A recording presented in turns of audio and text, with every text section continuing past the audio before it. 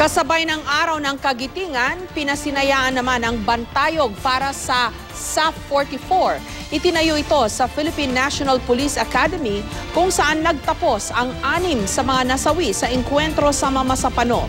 May report si Marisol Abduraman.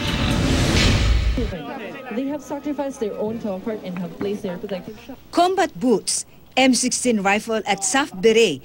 Ito ang simbolo ng tagaligtas o PNP Special Action Force na nakaukit sa 18 talampakang bantayog na ito sa Philippine National Police Academy. Tinawag itong SAF 44 Monument bilang pagkilala sa SAF 44 na SAF Commando na napatay sa engkwentro sa Mamasapano.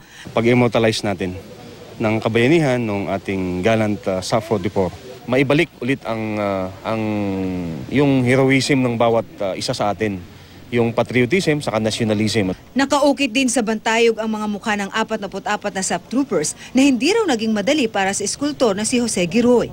Maiksing time na gagawa ka ng 44 portraits na kailangan kamukha.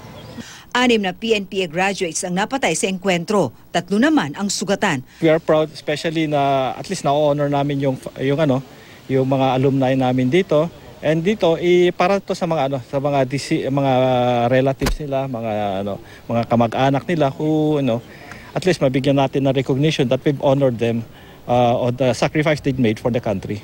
Cadets are already appreciating the good deeds that these personnel had done for the country.